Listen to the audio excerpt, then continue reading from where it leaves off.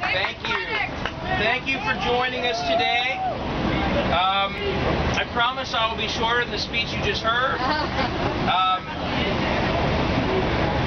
Over the last 5 years, you hear a lot of rhetoric in the other arena there, but we wanted to come out and tell the real story of how the leadership of John Kasich has not been what you just heard about.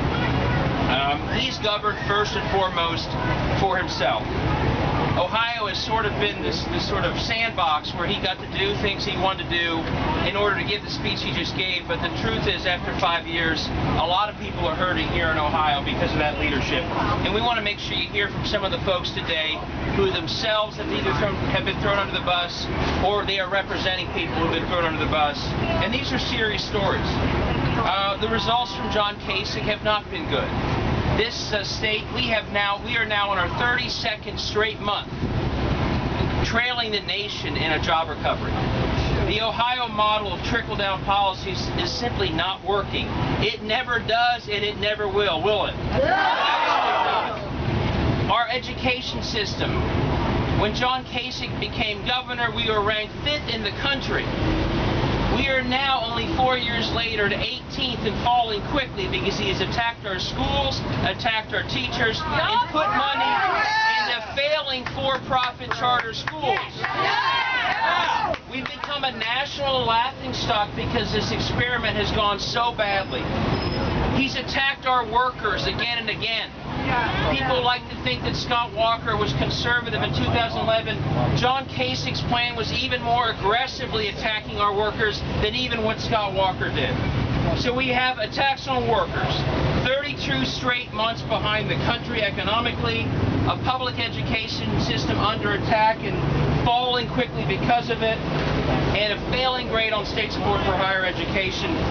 You add it all up, that record does not earn anyone a promotion to a higher office, let alone presidency of the United States. So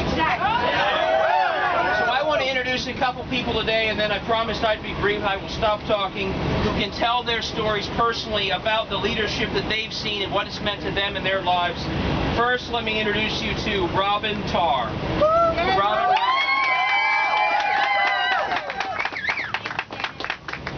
Robin Tarr, and this is my brother. His name is Richard Krause. He's 71 years old, and he's lived in Youngstown Developmental Center for 30 years. As you can see from the picture speaks 1,000 words. He's very frail medically, and he needs 24/7 care, eyes only. Governor Kasich says that my brother can live in a community group home. My brother cannot go to a community group home. He will never receive the services and the medical caregivers that he receives from Youngstown Developmental Center. Governor Kasich has ignored the voices of the guardians, the parents, the advocates, the House, the Senate, everyone. The voices were loudly spoken to him that we needed to have a closure commission review, which was approved by the General Assembly for the families of the advocates, caregivers, and guardians, and he ignored those voices for us.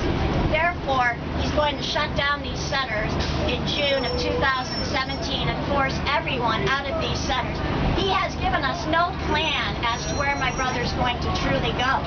My mother is 89.5 years old, and this is killing her. She's the oldest parent in the Youngstown Developmental Center family. We don't know where we are going to go with this, but we have continued to vow to fight this. Senator Joe Schiavone is leading our parent-family group, and we are going to try to get a veto override this summer. Thank you. Thank you.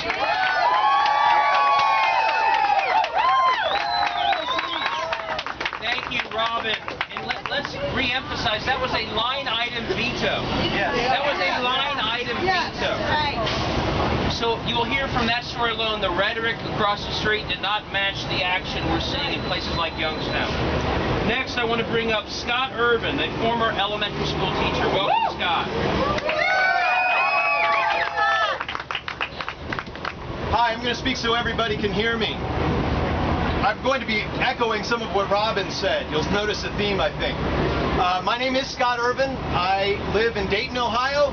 I've taught in Fairborn, and I've been a teacher in Ohio for the last 15 years. Thank you! You're welcome. I have proudly served as a teacher, but recently I wrote an article in the Washington Post that detailed my reasons for resigning from my position as a third grade teacher at Fairborn Primary School. I felt I could no longer look the parents of my students in the eye and tell them that I'm giving their child a good education. It wasn't because of me.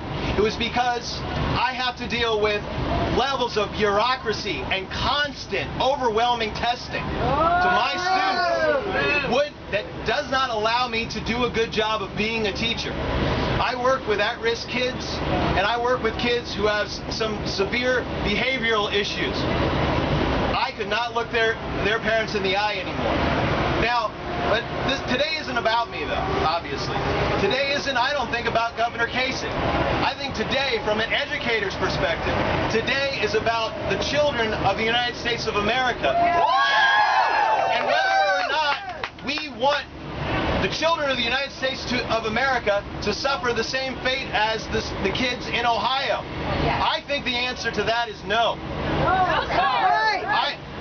So I want people to think about our state and what it means when we have to do this much testing. When Governor Kasich's policies have put this layer of bureaucracy on our state that makes it almost impossible, and in some cases, impossible for teachers to teach. We have told Governor Kasich again and again that this isn't working. It's hurting kids, but he has not listened. We have told Governor Kasich that when you cut funding for schools and leave local districts holding the bag during an economic downturn, that hurts our kids. Yes. We do not have planning time. We do not have as much music, physical education, or art as we once did. We don't have planning time. We do things like make our lessons perfect for our kids during that time. We do things like go to the bathroom during that time. We eat during that time. We run from one place to another during that time because we don't have time to walk. We've told Governor Kasich that this does not work, but he has not listened. So, I have found as an educator, being a teacher, that the best thing for me as far as developing empathy, which at this point I don't think Governor Kasich currently possesses, the best thing to do, in my opinion, is for him to be a teacher here in Ohio. So I would like to briefly read from my column inviting Governor Kasich to do just that. This is an opportunity to start helping kids in Ohio instead of hurting them. I invite you to please obtain a teaching license and get a teaching job in an Ohio public school. I invite you to do what you ask of us. I invite you to work 12 hours per day. Teach without any quality training and dealing with the behaviors present in kids today. Teach to all the standards with a lack of resources. Look into the eyes of your students as you tell them that they need to take yet another test that you know isn't going to do anyone any good. Clean your classroom every evening because of the lack of funds to pay enough custodians. Give up every Sunday so that you can do data analysis, Ohio teacher evaluation nonsense, and other assorted garbage. Try to explain to your own kids that this is just part of your job. After all of this, try coming into work every day knowing that you are told by the state of Ohio that you are ineffective because the tests do not take into account the real reasons, poverty, hunger, neglect, that many of your students are not doing as well as their wealthier peers in other districts. A couple of bits of advice. If you do get a teaching job, wear your running shoes and make sure you go to the bathroom before you leave the house every morning. Good luck. You may want to apply to Fairborn City Schools. There's an open third grade position in room 331. Thank you.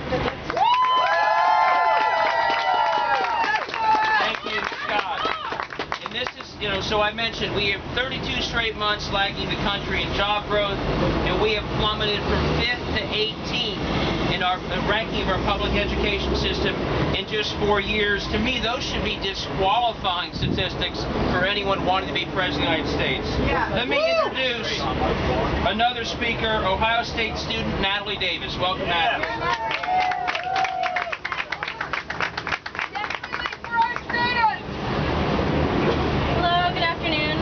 Natalie Davis, and I'm a fourth-year student here at the Ohio State University. I am so fortunate to attend this amazing university, and I'm beyond excited to graduate this fall. In Ohio and across the United States, students are grappling with rising tuition, absurd fee increases, and ridiculous textbook costs. After they get the degree they've been working for, most walk away with the burden of student loan debt. Ohio is not unique in our cost of higher education. What makes Ohio unique is that the state of higher education and our economy is considerably worse than the rest of the country, and our governor has failed to address these issues. Low-income Ohioans are less likely to graduate high school and get into college in another state. And once they're in school, they struggle to pay their tuition. Not surprisingly, we still stayed at 39th in the country for bachelor's degree attainment, and still, nearly 13% of Ohioans will make less than $10 per hour despite having a bachelor's degree.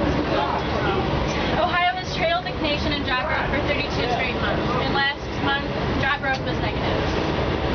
These facts stand in stark contrast to the Ohio that John Kasich came to as a working-class kid from Pennsylvania in 1970. John Kasich arrived at the Ohio State University, joined a fraternity, and participated in student government. He knew that his college degree would get him a decent job when he graduated. When he joined the Buckeye community as an out-of-state student, he paid $2,243 for tuition, room and board, and all fees. But today's experience is a little bit different. In today's dollar, John Kasich's $2,000 education is equivalent to my in-state tuition and fees, and would not include the money that my family and I spent on living expenses, textbooks, and other classroom materials. What a young John Kasich paid to attend OSU in 1970 is about half of what I currently invest in my education annually. Those of us lucky enough to be here, and I say lucky because it is such a privilege to attend college at this point in time, we take out loans, we pay double what John Kasich paid, we work unpaid internships to enhance our resumes, we pull all-nighters to complete assignments, we work part-time jobs to pay for books, and sometimes we survive on ramen to save a little money to go to an OSU football game. But for many students, it's still not enough. I've seen more than one classmate take 1, 2, or 3 semesters off school in order to work full-time and save money for tuition. I have friends who have been forced to forego amazing unpaid internship opportunities because they don't have a choice but to work long hours to pay for their books. All of this, and it still does not guarantee anything. Kasich's jobs program has done little for recent graduates. Our state trails behind others in economic recovery, where unemployment rises, where unemployment stays the same, underemployment rises. I will graduate in 5 months, and I would love nothing more than to stay in Ohio and work here. But the fact is, the reality that myself and my peers are facing is that we will have to look for jobs elsewhere in other states. I'm not sure what the governor said at the union today because he revoked my ticket at the last minute. But I imagine that he talked a lot about his humble beginnings and what it meant to grow up working class. Unfortunately, those beginnings do not inform the decisions he makes and how they impact working and middle-class Ohioans. On the contrary, Kasich's policies have proven to cause more harm to low and middle-income Ohioans. Instead of investing in quality education for all citizens, Kasich has exclusively reserved his investments for the rich. Since Kasich took office, the state has cut higher ed funding per student by 27%. Families carry a greater burden of tuition as compared to the rest of the country, and the percentage of state expenditures for higher education has dropped 18% in the last 5 years. John Kasich came to Ohio in 1970, took advantage of our great public universities, climbed the ladder of opportunity, and is folded up behind it. We all know that good education is the key to the future, but the reality is that our schools are failing. Students who are lucky enough to get to college often can't even pay for it, and if they complete their degree, the job market in Ohio may as well leave them unemployed or underemployed. If John Kasich brings his ill-informed policies regarding education and jobs to the White House, it won't be only Ohio students that will have to work harder for less. Young Americans all across the country will be negatively impacted by the same policies that John Kasich has instituted in Ohio. I can only hope that in looking at what John Kasich has done or has not done for students and graduates in our state, the nation will see how harmful a Kasich president will be. Thank you. Natalie, that was fantastic. It also made me feel very old that I'm reading from a piece of paper and you've got that fancy equipment. Let me introduce finally, and then we'll take questions, Marquis Lovell, a recent college graduate. Welcome, Marquis. 6 years ago, I graduated from high school in Columbus, and 6 years ago, I was promised opportunity. I enlisted into the United States Navy, and then when I come back 5 years later, I noticed that there's no opportunity for me. I finished my college degree last year, and I've noticed that I cannot get a job. not even as a veteran, not even as a man holding a bachelor's degree. But what I do know is that what Governor Kasich is promising, if he is the president, is something that has not worked in Ohio, so it cannot work for the nation. As a veteran, you don't see opportunity when you come to Ohio. As a man with a bachelor's degree, you do not see opportunity when you come to Ohio. As a minority man, you do not see opportunity when you come to Ohio. But he wants there to be opportunity in the nation. Thank you so much. Thank you. Okay, questions? Any of the cameras? Questions from any reporters? Bauer, do you have a question? Good? Good? Any questions? Okay, you one-on-one doctor. Okay, great, thank you. Thank you, folks. There's something else that we've not mentioned here. My name's Natalie Davis, and I'm from Dark County. And the things that Kasich has set up, he's killing our farmers. It's not only the schools, it's not only closing their MDCs, things like that. He's killing their farmers. Dark County is one of the biggest grain producers in the state. But he put some stipulations and things on it. It's just a draining it dry, killing it. He can't do nothing with it. So Kasich, his policies is going from the ground all the way to the top. It's hurting everybody. What was your name again, sir? Ora Davison. First name? Ora. Thank you. And let me just close by saying you're right. And Marquis said it best. Yeah. If it hasn't worked in 5 years in Ohio, we certainly don't need it being done to the country, do we? No, it's going down. And again, to close up, the education system is going the wrong way. We have a scandal right now where literally the campaign manager's husband just had to resign because they were caught hiding the terrible results of their for-profit schools. And now we are seeing that we are, for, as others said, 32 straight months of our economy being slower than the rest of the country for reasons like you just said. So as Marquis said perfectly, it is not working for Ohio. If the Ohio model is broken, certainly let's not let it happen to America. Thank you all very much. Great to see you.